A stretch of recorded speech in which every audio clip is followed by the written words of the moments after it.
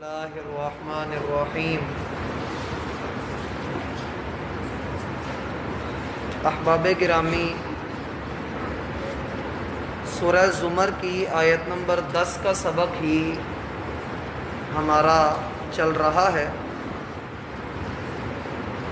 اس سورت کے اب تک ہم نے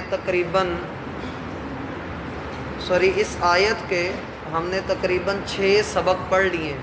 اس ایک آیت کے ابھی تک ہم نے 6 سبق پڑھ لیے ہیں۔ ممکن ہے کہ آج اور کل کا دن بھی اسی آیت کے اوپر ہی ہم گفتگو کریں۔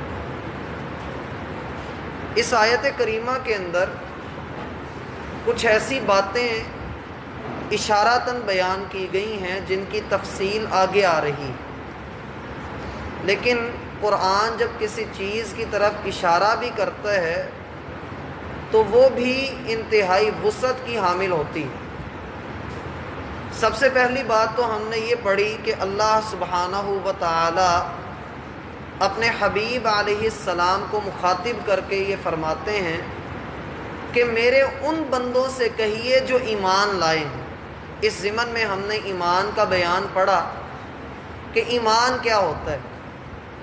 حکم یہ ہے کہ اتقوا ربکم، اپنے رب کی ناراضگی سے بچنا ہے، اس کو ناراض کرنے سے ڈرنا ہے، ایسے کام نہیں کرنے جن سے اللہ ناراض ہوتا ہے۔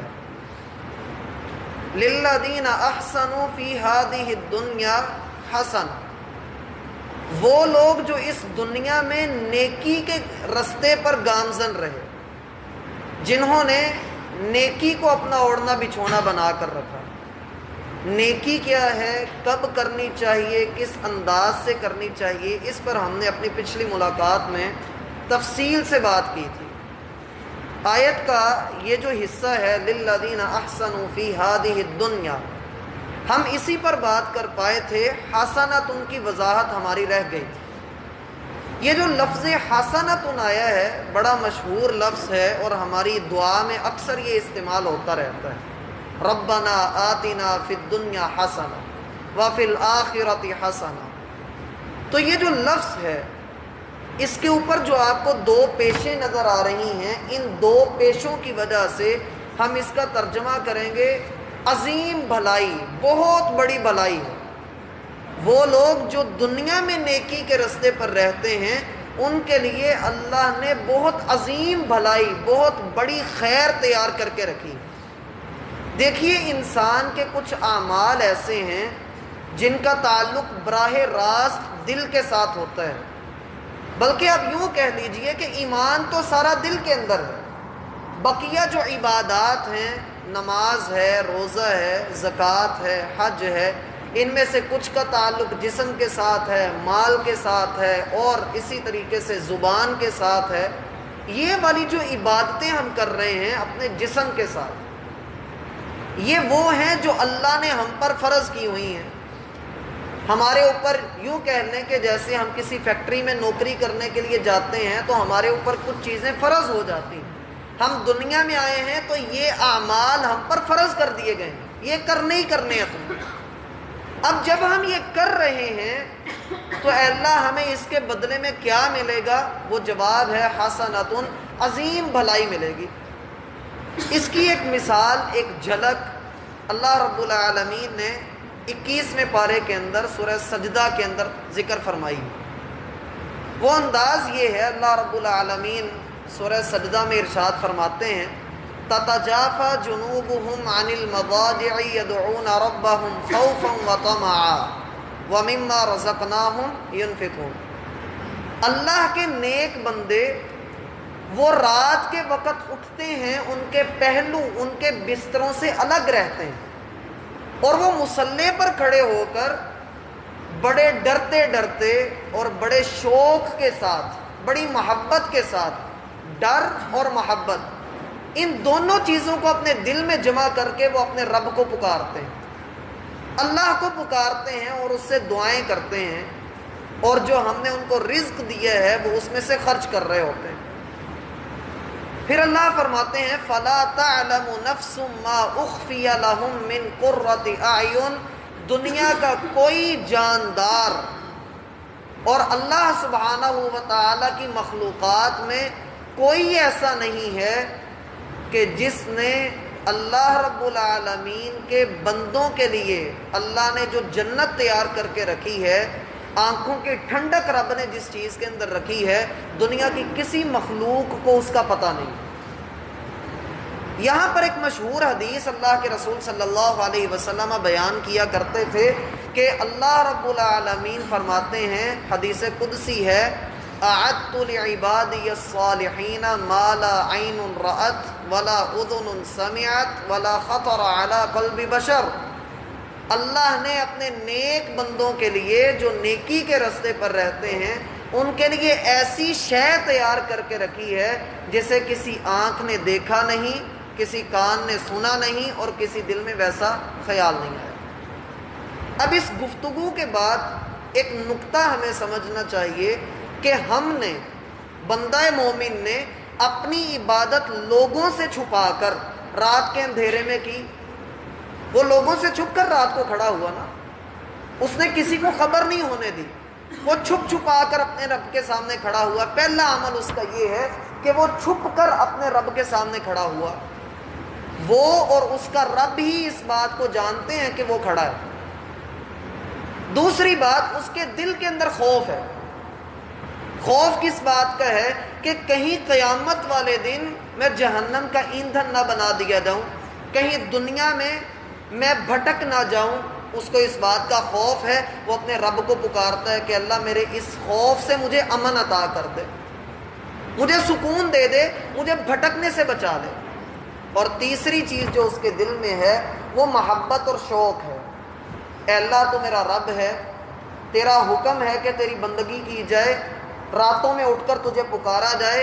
اے اللہ یہ تیرا بندہ تیرے سامنے ہے، بڑے شوق سے تجھے پکار رہا ہے اور تجھے ہی پکارتا ہے۔ ایاک نعبد و ایاک نستعین، تجھی کی عبادت کرتے ہیں اور تجھی سے مدد مانگتے ہیں۔ اس نے 3 کام کیے، ایسے کام جو چھپے ہوئے ہیں، کسی کو نہیں پتا ان کا۔ اللہ نے اس کے اجر کو بھی چھپا دیا کہ اللہ نے کسی کو نہیں دکھایا۔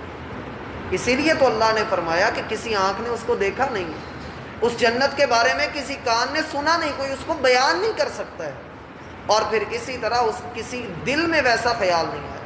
اللہ ہمیں یہ جنت عطا فرمائے۔ للذین احسنوا فی ہذہ الدنیا، اس دنیا میں میرا بھائی نیکی کیجیے، حسنۃ، اللہ آپ کو بھلائی عطا کرے گا۔ اور نیکی کی ایک بڑی عظیم بات ہے، بڑی ہی عظیم بات ہے، وقتی طور پہ بندے کو اس کا اثر نظر نہیں آتا، وقتی طور پہ بندے کو اس کا اثر نظر نہیں آتا۔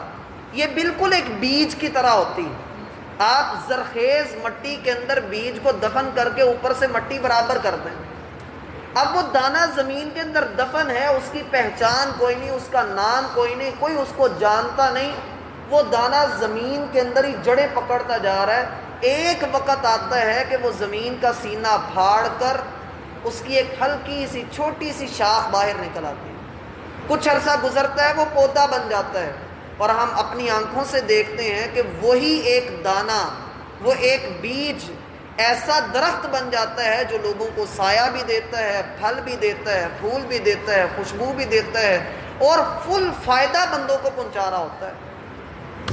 گویا کہ آپ کا کیا ہوا نیک عمل ایک بیج ہے جو آپ کی نسلوں تک سفر کرے گا، آپ کی نسلیں اس سے فائدہ اٹھائیں گی۔ اور یہ مت سمجھیے کہ اگر آج میں جھوٹ بول رہا ہوں تو میری اولاد جھوٹ نہیں بولے گی، اگر آج میں دھوکہ کر رہا ہوں تو میری اولاد کل کو کسی کے ساتھ دھوکہ نہیں کرے گی۔ یہ چیزیں ساتھ ساتھ چلتی ہیں۔ وہ کہتے ہیں دنیا گول ہے، تو آپ کسی کو جو بھی دیں گے وہ گھوم کر آپ کے پاس ہی آئے گا۔ اس لیے نیکی کو لازمی پکڑ لیجیے۔ اسی لیے رسول اللہ صلی اللہ علیہ وسلم کا فرمان ہے، علیکم بالصدق، تمہارے اوپر سچائی لازم کر دی گئی، فرض ہے تمہارے اوپر سچائی۔ فإن الصدق یہدی الی البر، یہ جو سچائی ہے یہ بندے کو نیکی کی طرف لے کر جاتی ہے۔ وإن البر یہدی الی الجنہ، اور نیکی بندے کو جنت کی طرف لے جاتی ہے۔ وإیاکم والکذب، اور تم پر لازم ہے کہ تم جھوٹ سے بچو، کذب سے بچو۔ زبان اور معاملات میں جھوٹ سے، دھوکے سے بچو۔ کیوں اے اللہ کے رسول کیوں بچے؟ اس لیے کہ یہ جو جھوٹ ہے، غلط بیانی ہے، یہ جو دھوکہ اور فراڈ ہے، یہ انسان کو گناہ کی طرف لے کر جاتا ہے، اور گناہ انسان کو جہنم میں لے جاتا ہے۔ پھر اللہ کے رسول صلی اللہ علیہ وسلم نے فرمایا کہ بندہ سچ کے اوپر لگا رہتا ہے، اس دین کی صداقت کے اوپر بندہ قائم رہتا ہے، حتی یکتب عند اللہ صدیقا، یہاں تک کہ اللہ کے ہاں اس کا نام سچوں میں لکھ دیا جاتا ہے، اور پھر یہ بندہ جب بھی بات کرتا ہے اس کے منہ سے سچ ہی نکلتا ہے۔ اور وہ بندہ جو غلط بیانی کرتا ہے، حتی یکتب عند اللہ کذابا، اللہ کے ہاں وہ جھوٹوں میں شمار ہوتا ہے، اور جب بھی بات کرتا ہے وہ جھوٹی بات کرتا ہے، غلط اور گندی بات ہی کرتا ہے۔ اس لیے میرا بھائی نیکی کو سمجھیے کہ نیکی انتہائی وسعت رکھتی ہے، وقتی طور پر یہ نظر نہیں آتی، وقتی طور پر نظر نہیں آتی۔ اور گناہ اور نیکی میں بڑا فرق ہے۔ گناہ اور نیکی میں ایک فرق یہ بھی ہے کہ گناہ وقتی طور پر بندے کو لذت دیتا ہے، گناہ میں بھی محنت ہی کرنی پڑتی ہے، وقتی طور پر بندے کو لذت دیتا ہے، لیکن اس کا وبال ممکن ہے کہ بندے کے اوپر 10 سال بعد آ جائے، جب بندے کو یاد بھی نہ ہو کہ میں نے یہ گناہ کیا تھا۔ وَيَبْقَى عِقَابُهَا، عربی کا مقولہ ہے کہ ان مشقت الطاعہ، نیکی کے اندر بھی مشقت ہوتی ہے اور گناہ کے اندر بھی مشقت ہوتی ہے، محنت دونوں کاموں میں کرنا پڑتی ہے، لیکن گناہ کا وبال باقی رہتا ہے، ایک وقت کے بعد بندے کے اوپر اس کا وبال پڑ جاتا ہے، دنیا میں نہ پڑا آخرت میں تو پڑے گا۔ اور جو نیکی ہے اس کا ثواب باقی رہتا ہے، بندے کو دنیا میں بھی اس کا اجر ملتا ہے اور آخرت میں بھی اس کا اجر ملتا ہے۔ اب دنیا میں اس کا اجر کیسے ملتا ہے؟ دنیا میں اس کا اجر میرا بھائی یوں ملتا ہے کہ بندے کی جیب خالی ہو، بندے کے پاس ککھ موجود نہ ہو، اس کا سب کچھ تباہ ہو چکا ہو، لیکن اس کا دل سکون سے بھرپور ہوتا ہے۔ اسے اس بات کی فکر نہیں ہوتی کہ میں نے کتنی کتنی قربانیاں دے دی ہیں، وہ یہی کہہ رہا ہوتا ہے اللہ تو ایسے راضی ہے تو میں بھی ایسے راضی ہوں۔ وہ اپنے رب کی اطاعت میں ہوتا ہے۔ ایک چھوٹا سا واقعہ آپ کو سنا کر ہم بات مکمل کرتے ہیں۔ ابو وداع ایک عظیم تابعی گزرے ہیں، عبداللہ بن عمر رضی اللہ عنہما کے شاگرد ہیں۔ ایک آدمی بیان کرتا ہے کہ میں ایک صحرا میں گیا اور وہاں پر میں نے ایک شخص کو دیکھا کہ جس کے دونوں بازو کٹے ہوئے ہیں اور دونوں ٹانگیں بھی کٹی ہوئی ہیں، آنکھوں سے نابینا ہے، اور اس کے ہونٹ ہل رہے ہیں۔ میں اس کے قریب ہوا تو وہ یہ کہہ رہا تھا، اے اللہ تیرا بڑا شکر ہے کہ تو نے مجھے کروڑوں پر فضیلت عطا کی، اے اللہ تیرا بڑا شکر۔ میں نے اسے کہا کہ اللہ کے بندے تیرے پاس تو ہلنے جلنے کی سکت بھی نہیں ہے اور تو کیسی بات کر رہا ہے؟ تو یہ شخص کہنے لگا کہ مجھے اور میرے رب کو الگ کر دو، چھوڑ دو، یہ میرا اور میرے رب کا معاملہ۔ کہنے لگا، یہ آدمی اسے کہنے لگا کہ میں آپ کی کوئی خدمت کر سکتا ہوں؟ تو یہ جو بیمار شخص تھا یہ کہنے لگا کہ ہاں میرا بیٹا کل سے نکلا ہوا ہے، وہ میری دیکھ بھال کرتا ہے، وہ کل کا گیا ابھی تک واپس نہیں آیا، اگر ہو سکے تو تم اس کو تلاش کرو۔ یہ آدمی کہتا ہے میں نکلا، میں نے اس کو تلاش کیا، حتیٰ کہ پہاڑ کے اوپر مجھے کچھ چیلیں اور کوے اڑتے ہوئے نظر آئے، میں بھاگ کر گیا تو دیکھا کہ ایک بچے کی لاش پڑی ہوئی ہے جسے جانوروں نے چیر پھاڑ کر دیا ہے، اور مجھے پتہ لگ گیا کہ یہ اسی آدمی کا بیٹا ہے۔ میں واپس آیا اور میں نے اس شخص سے کہا کہ تم مجھے یہ بتاؤ کہ تم زیادہ نیک اور اللہ کے برگزیدہ بندے ہو یا محمد صلی اللہ علیہ وسلم اللہ کے زیادہ نیک بندے ہیں؟